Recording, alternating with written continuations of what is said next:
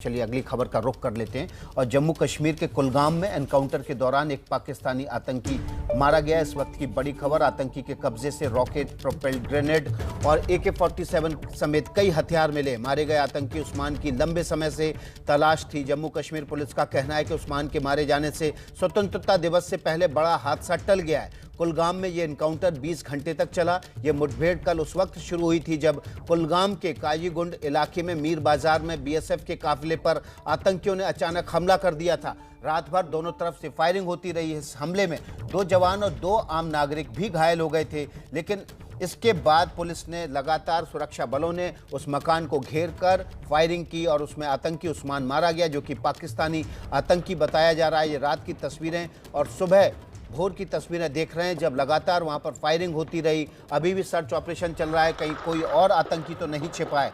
ये वो मकान जिसमें जाकर ये आतंकी छिप गए थे और फिर सर्च ऑपरेशन इस आसपास के इलाके में किया गया है।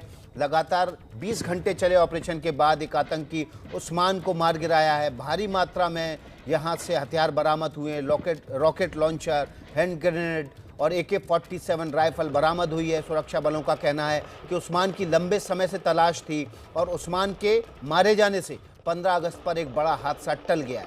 ये तस्वीरें आप देख रहे हैं वहाँ की ग्राउंड जीरो की, जहाँ पर यह ऑपरेशन सुरक्षा बलों ने चलाया था। आतंकी के पास से जो जैकेट बरामद हुई है उसमें कौन कौन से हथियार छिपा कर रखे गए हैं, ये उसका वीडियो है। और साथ ही साथ एक rocket launcher, AK-47, hand grenade जैसे हथियार बरामद हुए हैं। एनकाउंटर खत्म होने के बाद कश्मीर रेंज के IG विजय कुमार ने कुलगाम हमले के बारे में पूरी जानकारी दी है। सुनते हैं क्या कहा। देखिए, 15 अगस्त 26 जनवरी के पहले इनपुट जनरल रहता है और हम लोग पुलिस सिक्योरिटी फोर्स अलर्ट थी। जब BSF की कन्वॉय आ रही थी, एक बड़ा सा जो बिल्डिंग है वहां से 2 टेररिस्ट अंधाधुंध फायरिंग शुरू किया। उसमें हमारा कोई इंजर्ड नहीं हुआ। सिक्योरिटी फोर्स ने उसको पूरा घेर लिया। इनकाउंटर जारी हुआ। रात में GOC विक्टर फोर्स मैं खुद वहाँ मॉनिटर किया। हम लोग रॉकेट लॉन्चर यूज किए, मिलिटेंट को रात में न्यूट्रलाइज कर लिए। क्योंकि रात में सर्च करना मुश्किल था, तो आज मॉर्निंग में जब सर्च किया गया तो एक पाकिस्तानी टेररी जो उस्मान कहा जाता है, पिछले 6 महीना से एक्टिव था, उसका डेड बॉडी मिला है। और वहाँ से बहुत सारे सामान मिला, AK-47 मैगजीन, ग्रेनेड, RPG-7 का जो रॉकेट लॉन्चर ग्रेनेड मिला है। और ये इंसिडेंट शो करता है कि कितना बड़ा हादसा करने वाला था। बहुत दिनों के बाद RPGs का सेल मिला वहाँ पर और ये सिक्योरिटी फोर्स पुलिस मिल के बहुत सा बड़ा हादसा होने से बचा लिया है। मुझे अपने फोर्स पर, पुलिस पर बहुत गर्व है। तो IG कश्मीर रेंज विजय कुमार बता रहे थे कि बड़ा हादसा टल गया। आसिफ कुरैशी ज़्यादा जानकारी के साथ जुड़ गए हमारे साथ। आसिफ, क्या ये डिकोड हो पाया है कि ये किस तरह के हादसे को, किस तरह की घटना को उस्मान अंजाम देना चाहता था? विकास, देखिए, निस्संदेह आसिफ कुरैशी की आवाज़ जो है वो तकनीकी खामी की वजह से आप तक नहीं पहुंच पा रही है। हम कोशिश करेंगे इस तकनीकी खामी को दूर किया जाए और फिर से आसिफ से संपर्क किया जाए। आसिफ, अगर आपको मेरी आवाज़ साफ सुनाई दे रही है तो किस तरह से ये उस्मान बड़े आतंकी हरकत को अंजाम देना चाहता था?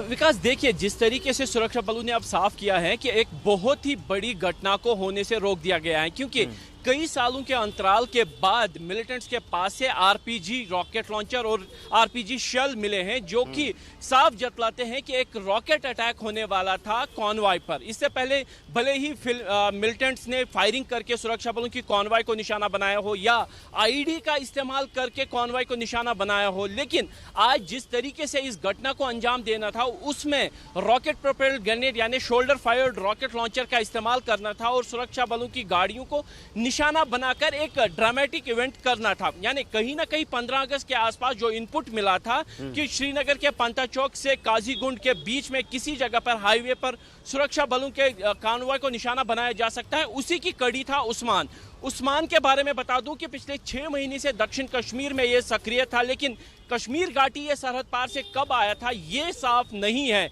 लेकिन दक्षिण कश्मीर में खास तौर पर अनंतनाग के आसपास के इलाकों में इसकी काफ़ी ज़्यादा खबरें आ रही थी और कुलगाम में कल मीर बाजार में एक बड़ी वारदात को अंजाम देने के लिए उस्मान अपने एक और साथी के साथ आया था। AK-47 RPG यानी रॉकेट प्रोपेल्ड ग्रेनेड का इस्तेमाल करना था और निसंदेह ही कश्मीर घाटी में अगर RPG अटैक हो जाता तो एक बहुत बड़ी खबर बन जाती, क्योंकि कई सालों के बाद, यहाँ तक कि पिछले 20 सालों से मैं खुद इस इलाके में जो रिपोर्टिंग करता आ रहा हूँ, मुझे भी याद नहीं है कि पिछली बार रॉकेट प्रोपेल्ड ग्रेनेड का इस्तेमाल कब मिलिटेंट्स ने किया था। यानी 2017 से जो खुफिया जानकारी सुरक्षा बलों को मिली थी कि RPG भी बड़ी संख्या में मिलिटेंट्स के हाथों में आ रहे हैं, आज ये पहली घटना होती जिसमें RPG का इस्तेमाल होता, लेकिन इस घटना को होने से पहले ही सुरक्षा बलों ने रोक दिया।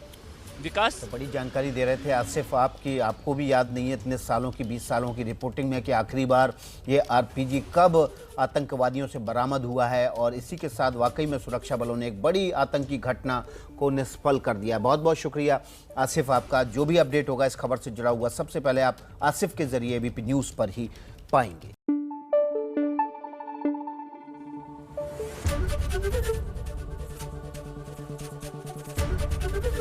ABP न्यूज आपको रखे आगे।